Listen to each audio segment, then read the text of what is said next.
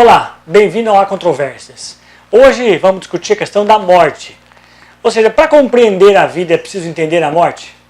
Para isso temos a presença aqui do Arif Amaral Melo, que já esteve no programa há um tempo atrás falando sobre esquerda e direita e ficou nos devendo esse assunto, que é a sua tese de doutorado, que vem sendo seus estudos. Um tema interessante. Pensar na morte, entender um pouco a morte, eu acho que é muito importante para todos, né? Todos humanos, né? Arif, obrigado pela sua presença. E eu gostaria que você se apresentasse novamente, dissesse mais ou menos seus estudos, o que você fez, onde está. Muito obrigado.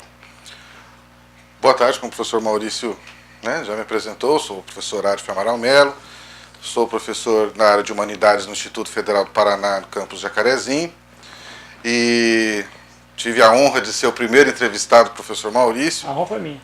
E ficamos devendo esse tema para a gente conversar. E a ideia é: compreender a morte é uma forma de se compreender a vida também. Certo. Por quê? Por causa no meu caso, que é o objeto da minha tese de doutorado, certo, a morte ela vem sofrendo um processo de ressignificação. Ou seja, a forma como nós lidamos com a morte não deixa de ser também um reflexo da maneira como lidamos com a vida. Entendi. Então, quando analisamos a morte por um prisma sociológico, filosófico, até econômico, certo, nós conseguimos também compreender as coisas da vida. Ou seja, não são todas as sociedades que lidam com a morte do mesmo jeito. Historicamente, cada sociedade lidou com a morte, pensou a morte de uma forma diferente. No meu caso específico, estou trabalhando com uma morte no Brasil. Certo.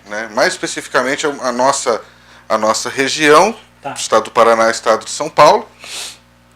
E nós vamos trabalhar, estou desenvolvendo ainda a tese, ela está em fase de conclusão, ainda preciso fazer alguns ajustes na tese, mas o tema já está posto, a hipótese já está posta. Certo. A ideia é propor que a morte seja um objeto de reflexão através da maneira como ela é apresentada concretamente. Tem gente que perguntou, mas você vai fazer um trabalho sobre o luto? Não, eu não vou fazer. Meu trabalho não é sobre o luto, meu trabalho é sobre a morte consumada, a morte já ocorrida. Okay. Como nós lidamos com o fato posto. Entendi. Aconteceu, a morte ocorreu, o que nós vamos fazer com essa morte que aconteceu? No decorrer da história, nós vamos perceber que a maneira como os nossos antepassados lidavam com a morte não é a mesma forma que nós lidamos com a morte hoje. Entendi, é uma questão cultural. É uma questão cultural. E que também nos leva a interpretar a nossa vida de uma outra maneira. Quer dizer, a ideia é a seguinte: conforme eu lido com a morte, significa um pouco a maneira que eu vivo e que eu entendo a vida. Quando muda o meu entendimento com a vida, também muda o meu entendimento com a morte. É isso? Basicamente é isso? Mas no aspecto sociológico, no coletivo. Tá. No imaginário. No imaginário. Entendi. Então eu começo o meu trabalho pegando a questão da morte imagética. Certo. Então, se nós pegarmos os nossos antepassados, desde os mais pré-históricos, nós já vamos perceber que existem indícios de que os nossos mais antigos, antecessores, sim. Eles já tinham o hábito de enterrar os seus mortos. Sim. Então, muitos sítios arqueológicos nos mostram isso, desde civilizações pré-históricas até os mais luxuosos, túmulos que estão no Egito, estão em todos os lugares. As pirâmides, que são as pirâmides, estão em todos os lugares, até chegar no nosso dia a dia, no nosso cotidiano, que é o cemitério. Tá. E a partir daí, desse cemitério que nós temos hoje, parte a minha análise de que a morte, num curto espaço de tempo, não é mais a mesma morte, por exemplo, que os nossos pais e os nossos avós encaravam. Entendi. Mudou, em curto espaço de tempo mudou muito essa maneira, esse imaginário sobre a morte. Sim, eu vou usar uma metáfora para facilitar melhor para o pessoal entender. Certo. Imagine que na sua casa tem um elefante verde-limão com bolinhas vermelhas fosforescentes. Ele fica sentado na sua sala e você e sua família tentam ignorá-lo a todo momento. É a morte, hoje. Certo. O auto-engano. O auto-engano. Sim. Ela está lá na sala, né? O elefante está lá sentado na sala e todo mundo ignora ele. Finge que não tá Mas lá. é impossível você ignorar. Sim. Então o que acontece? Nós temos uma relação de negação com a morte hoje. Que os nossos avós, bisavós, até nossos pais não tinham. Né? Da década de 50 para cá, né? E aí você tem que levar em consideração o avanço do capitalismo, sim. processo de industrialização, hedonismo, né? Enfim, né? Uma série de outros fatores que não tem muita relação com a morte em si, lógico, mas afeta direto, mas tem, né? O que nós temos? Vou dar um exemplo cotidiano. Certo. Né? Os mais jovens talvez não se lembrem disso, talvez não tenham passado por essa situação, mas do velório em casa. Na mesa da sala. Na mesa da sala, né? A família colocava o cadáver ali na sala. E sofria. Todo mundo ia lá, velava o corpo. Sim. E depois dava os encaminhamentos necessários, né? O que acontece, e mais, quer dizer, anteriormente a família, isso... Assim, lavava o defunto, sim, preparava, né? Exatamente. Sim, a própria família é que vestia, maquiava, limpava, né? E antes deles ainda, né, se morria em casa. Né? O Felipe Arriès, que é um grande historiador, né? É uma das bases da minha tese, né? Ele fala da morte domada, né? Da morte interdita, vários tipos de morte. Né? Hoje você morre longe de casa, você morre longe da família, você morre sozinho, você morre no hospital. Sim, é verdade. Antigamente você morria em casa, a morte era um evento, as pessoas vinham se despedir de você, né? Hoje a sua morte ela é recolhida. E de lá direto para o velório? E de lá direto para o velório. Sim. Essa lógica hoje ela está mais profunda ainda. Mais profunda. Sim. Por quê? Hoje é possível você ter alguém da sua família que faleceu e desde o momento da morte dela até o enterro, você não ter absolutamente nenhum contato com o corpo, nem visual. É possível. Eu posso fazer uma aproximação, por exemplo, com a ideia do Nietzsche, o grande filósofo Nietzsche, dessa coisa de evitar o sofrimento. O ser humano evita o sofrimento, ele vai dizer dessa necessidade de você sofrer. Né? A tragédia grega, como aquela coisa a tristeza e a alegria fazem parte da vida, e você precisa vivê-la plenamente. Exatamente.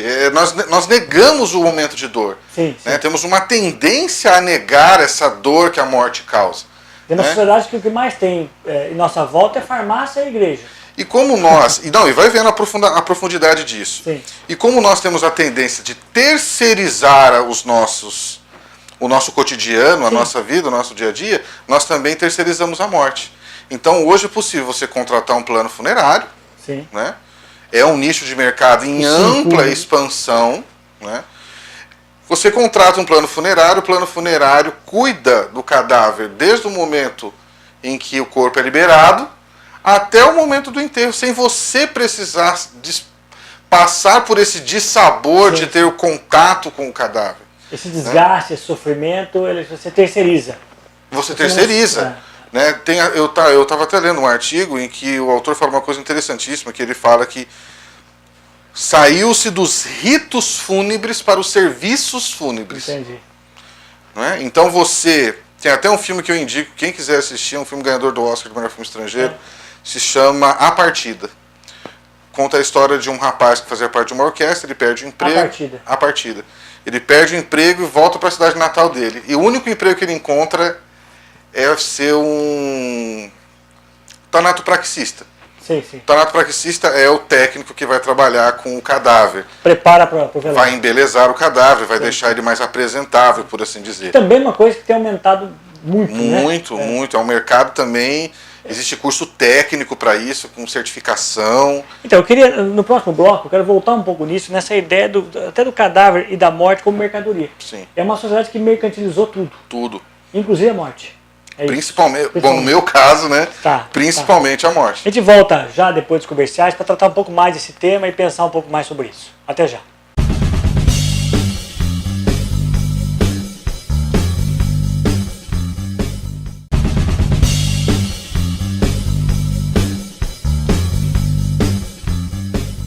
Estamos de volta com Há Controvérsias. Hoje recebemos aqui Arif Amaral Melo, professor do Instituto Federal de Jacarezinho, que está falando sobre morte. Já esteve aqui antes falando sobre a questão da esquerda e direita. E hoje é sobre morte. E um assunto interessante, porque é um assunto aparentemente que não gera discussão, que nós evitamos, né, esse assunto, mas representa muito e faz muito sentido pensar a morte a partir da ideia de vida ou ao contrário, né? Nós estamos falando sobre a questão da mercantilização, ou seja, a morte também passa a ser uma coisa mercantilizada. Depois vamos falar sobre o cemitério no último bloco, mas cemitério mercantilizado ao extremo, com vendas de terrenos e tudo mais. Mas essa questão da gente pensar o cadáver como algo mercantil, alguém que se ocupa dele, que o trabalho é lidar com ele, nós terceirizamos isso, como terceirizamos hoje quase tudo. Como é que é isso, essa mercantilização? Como é que um cadáver vira uma mercadoria? Não é o cadáver em si, ele não se torna uma mercadoria, né? Certo. Mas o nosso desejo em não ter contato com o cadáver se torna mercantilizado. Entendi. A morte era corriqueira. Tá. Né? Até metade do século XX, a morte era uma coisa, não vou dizer corriqueira, né? É uma palavra mal utilizada. A morte era aceitada. A expectativa de vida é muito pequena, sim, muito curta. Sim, a morte né? era vista como uma possibilidade real e que poderia acontecer a qualquer um, como é hoje. Então, mas porém não havia a negação dela. Tá, entendi. O fato de tentar mascará-la, de tentar torná-la menos visível, invisível, maquiada. Um acontecimento que talvez seja muito distante, que não vale a pena pensar. Era um acontecimento real, que se aceitava, né? Sim, sim. Por exemplo, a minha avó, né? A minha avó teve 7 filhos que, conforme ela dizia, vingaram. Tá. Né? Ela perdeu 3. E antes sempre perdia até mais, né? Sim, e não perdeu por aborto, né? Ela perdeu porque a criança não sobreviveu muito tempo. Tá. Uma morreu com 1 ano, que era a mortalidade infantil era altíssima, né? E assim, é um evento, como qualquer outro, né? Dolorido, sofrido, né? E tudo mais, mas que estava muito mais próximo. Entendi. Agora a tendência, e com o mercado movimentando isso, esse desejo de nós nos apartarmos da morte, porque onde que a morte está cristalizada? No cadáver. Sim, sim. O cadáver é a expressão máxima da morte.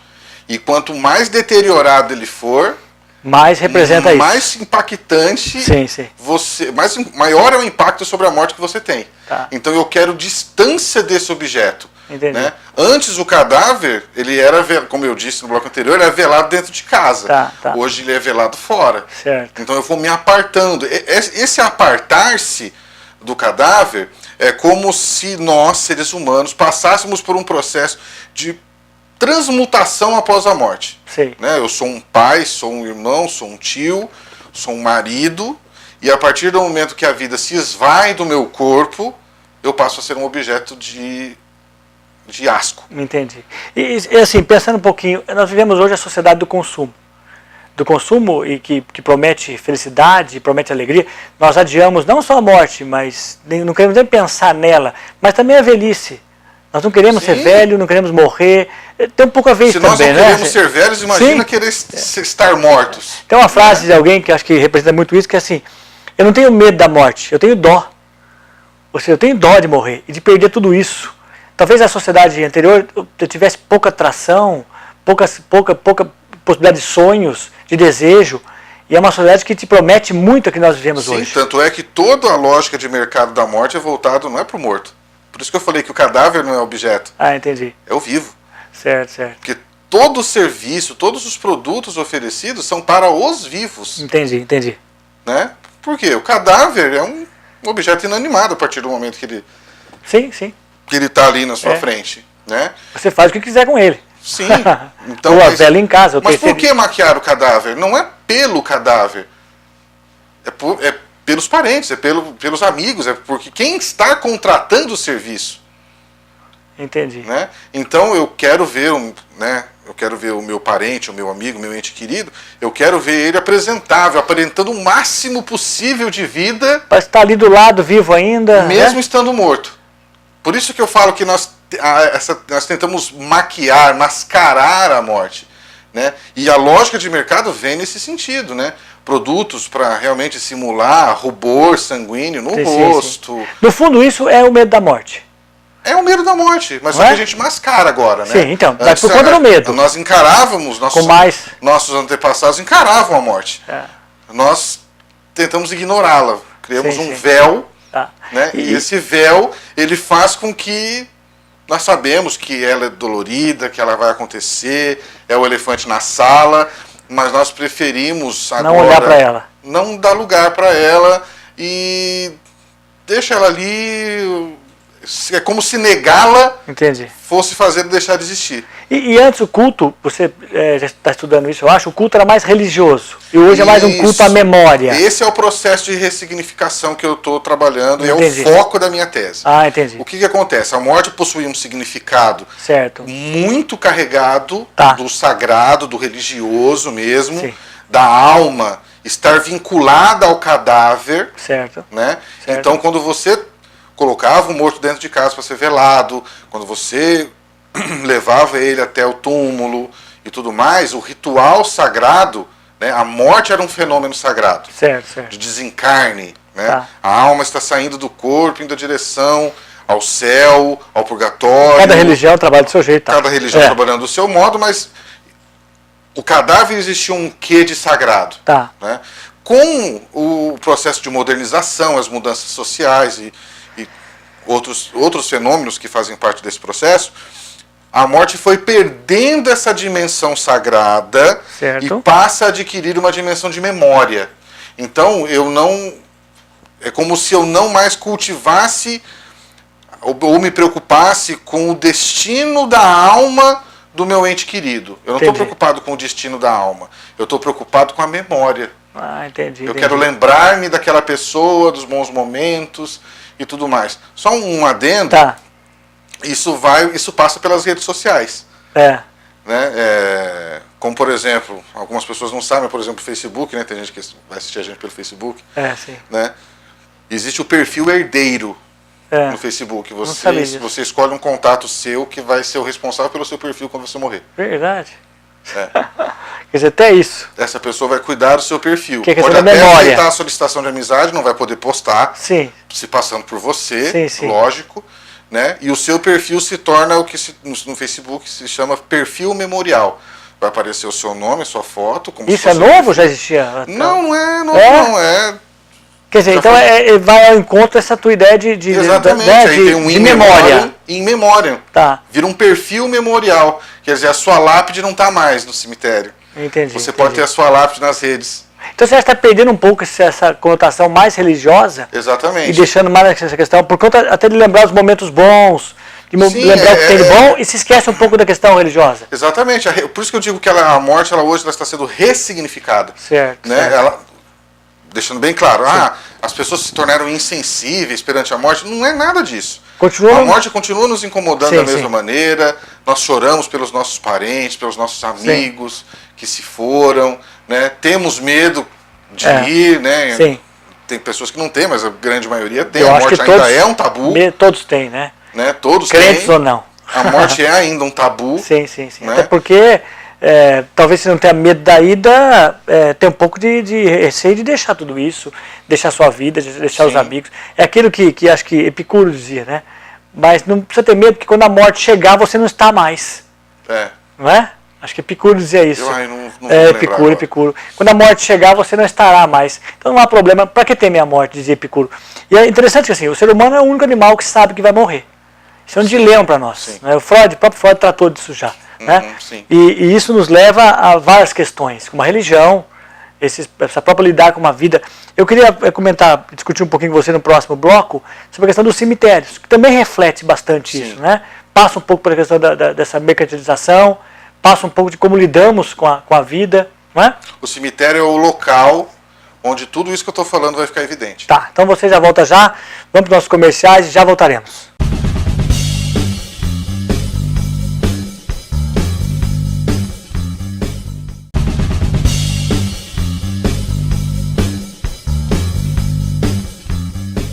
Estamos de volta com a Controvérsias, hoje recebendo aqui Arif Amaral Melo, falando sobre a questão da morte, seu estudo de doutorado.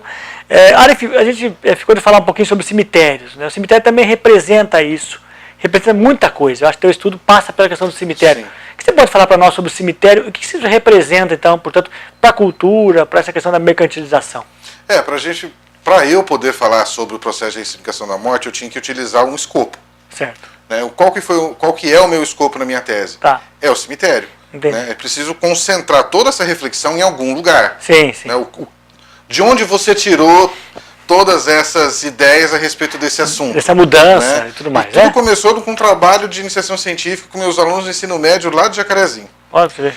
Nós fomos fazer um trabalho de sociologia, eu e os meus orientandos, a gente foi no cemitério da cidade, né? E eu já fui propondo para eles, falei, olha, vamos fazendo uma análise de comparação sobre túmulos antigos e túmulos novos, né? A localização geográfica dos túmulos mais suntuosos, sim. os túmulos mais simples, os túmulos que estão abandonados, né? E vamos refletir sobre. Tiramos muitas fotografias, inclusive vou utilizar para a tese. Certo. E aquilo ali gerou essa mesma discussão que a gente está tendo aqui, super produtiva, e chegou um ponto, falei, tá aí um tema bacana para uma análise sociológica. Né? Montei o projeto e deu certo. Sim. E aí, a partir disso, o que eu comecei a perceber? Todos os cemitérios, qualquer lugar que você for, o que você vai perceber? Que existe porque o que é o cemitério? O cemitério, ele é um museu a céu aberto. Certo. Se você quer conhecer a história de uma cidade, vá ao cemitério. Sim, é fantástico. Né? Você vai entender muito sobre a cultura e a história de uma cidade através da necrópole, né? Que é a cidade dos mortos. Sim. Né? Então, o que eu comecei a perceber? Que existe uma ruptura estética nos cemitérios. Certo. E se você perceber os túmulos mais antigos, você vai encontrar elementos que estão ausentes nos túmulos mais novos. Como assim? Você pode perceber, quanto mais antigo é o cemitério, maior é o número de estátuas, maior é o número de imagens sacras. Sim. Né? É verdade. Imagens de alto relevo. Hoje é mais clean. Sim, esse clean é o ponto de partida da minha reflexão. Entendi, que bacana. Por quê? O que você vê nos túmulos mais recentes? Material de construção civil comum. Sim, azulejos. Né? Um azulejo, um porcelanato, na melhor das hipóteses. Sim. Né? Alguma capelinha, e quando tem, todas são iguais. Sim, exatamente. Né? Para você colocar ali as imagens dos santos, quando tem. Sim. Porque no geral é a caixa. A maioria é cimento mesmo, é a caixa, os mais antigos. No melhor das hipóteses, o nome das pessoas que estão ali enterradas. Quando nasceu, quando morreu, acabou. Enfim. Ou seja, hoje tem quase o perfil do Face. O local onde você depositava o corpo, que era um local sagrado, né? Fazendo um adendo aqui, por que existe um mausoléu? Muita gente em casa às vezes deve se perguntar por que tem um altar dentro do túmulo. Você vai lá, um mausoléu, você olha lá no vidro, tem um altar, parece uma capela, você não é rezado missa, nem nada. É porque historicamente os cemitérios, na verdade, eram as igrejas. As pessoas eram enterradas dentro das igrejas, ou próximo da igreja, conforme o seu grau de importância, de destaque social que você tinha. Né? Quanto maior o seu status, mais para dentro da igreja você ficava e mais próximo do altar. Quanto menos status você tinha, mais você ia indo em direção à saída. E lá atrás, quem cuidava completamente dos funerais e dos enterros era a igreja. Não havia cemitério público. Monopólio total da igreja. Então o que acontece? É o enterro ad sanctum, porque você está sendo enterrado junto a Deus. Né? Deus está ali junto com você está sendo enterrado na casa de Deus. Entendi. Porém, com o processo de racionalização, né, e de secularização, separação de Estado e Igreja, o Estado começou a controlar essa questão. E a Igreja até também começou a se preocupar pública. Por causa da questão de saúde pública. Quer dizer, e assim, não era cova funda, era cova rasa. As pessoas chegavam na missa, tinha lá um dedo aparecendo na terra. Uma chuva levava o cadáver para fora. Levava mau cheiro, mosca. Houve até um movimento na Bahia contra o cemitério público, chamado Cemiterada. Sim.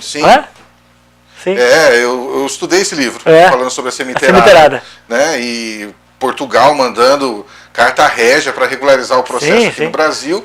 Até que realmente houve a ruptura. Com a República, né? Com a República, com o advento da República, as coisas começaram a ficar mais claras mesmo. Né?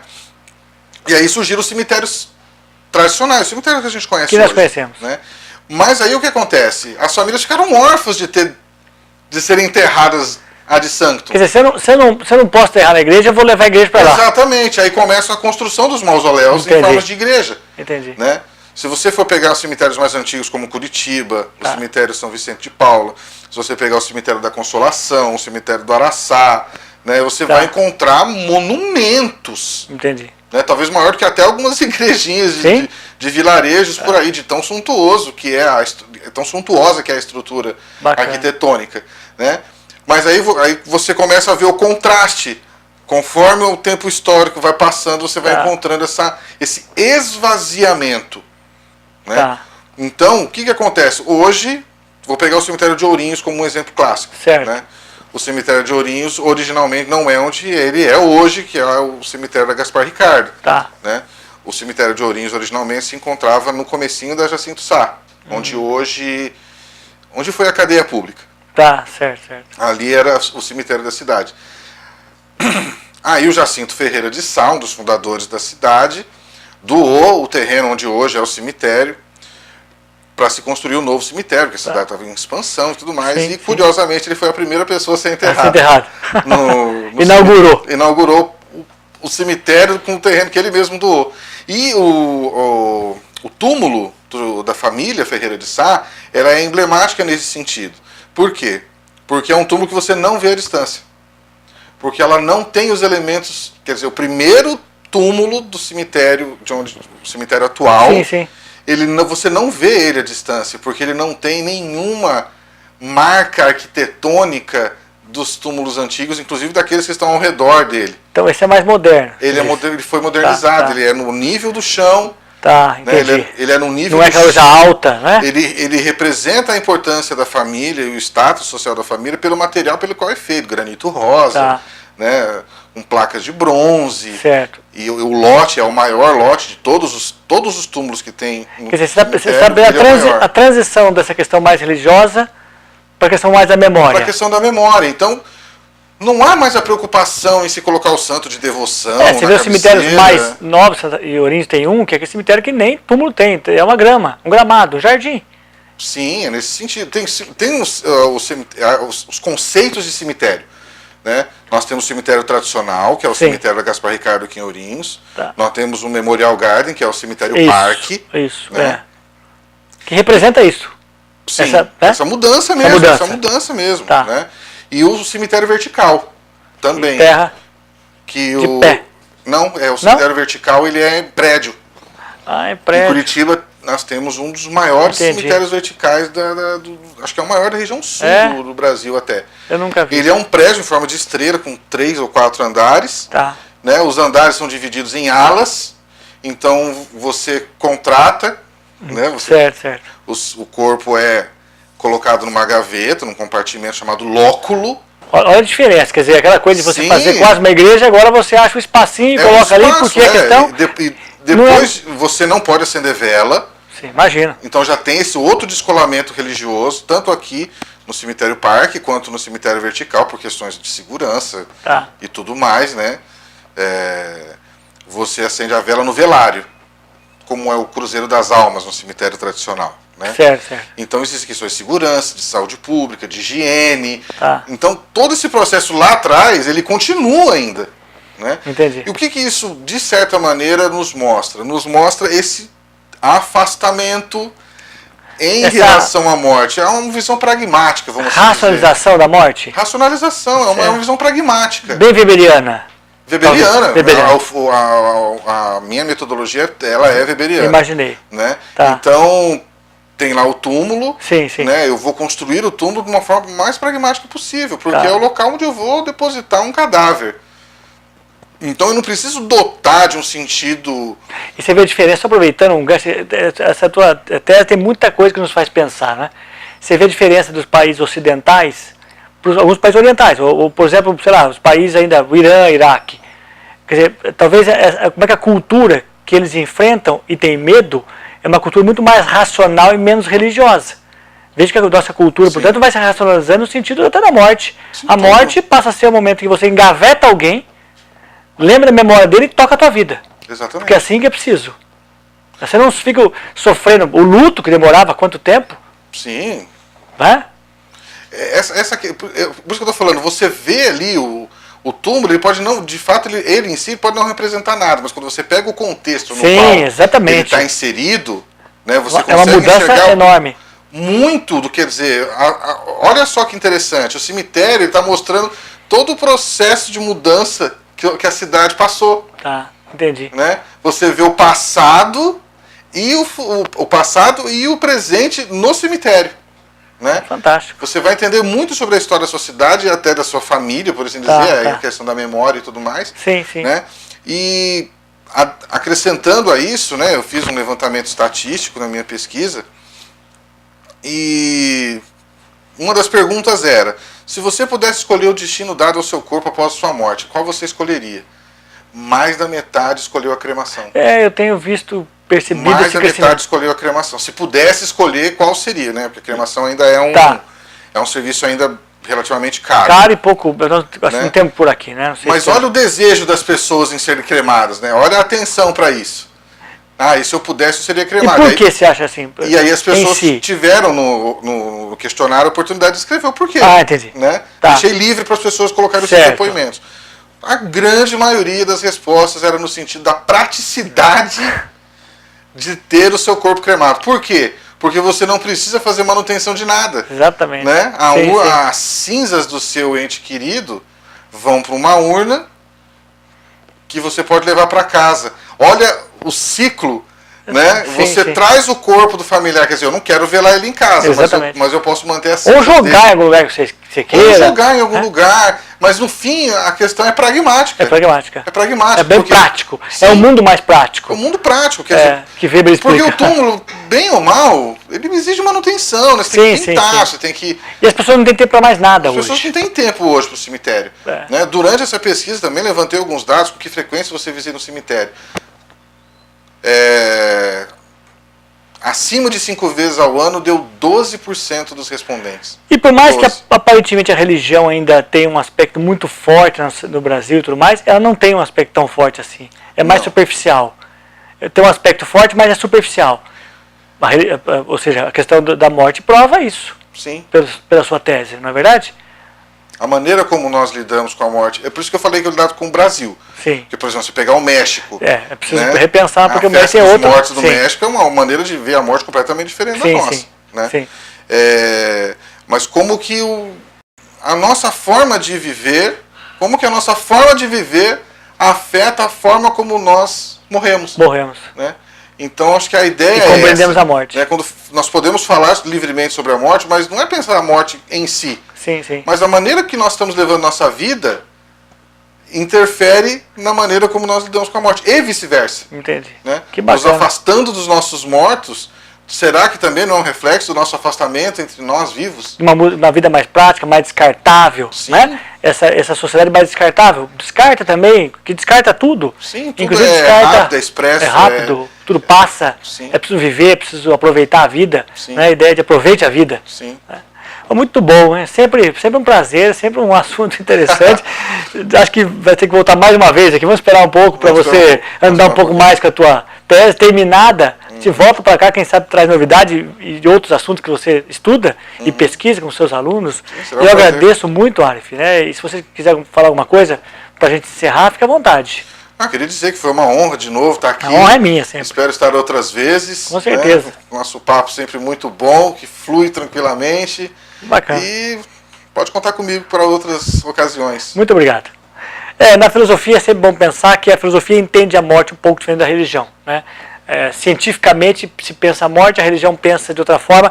Eu tenho um autor da filosofia que eu gosto muito, que é Epicuro, que fala que para ele a filosofia, morrer, na verdade, é um aspecto da vida e que nós temos que aprender. Ela não é só no final da vida que ocorre. Viver é aprender a morrer. Você morre quando passa de uma etapa de criança para a fase da adolescência, você morre quando passa da adolescência para jovem, você morre quando passa de jovem para... Sempre você morre um pouco, quando perde o emprego. Então viver é aprender a morrer. E a morte final mostra que também nós temos que estar prontos para isso e cada sociedade se aponta do seu jeito e tudo mais, não é? Muito obrigado novamente, Arif. Você pode acompanhar nosso programa pelas redes sociais, pelo site rptv.com.br. Estaremos de volta na próxima semana com mais um programa A Controvérsia. Muito obrigado e até lá.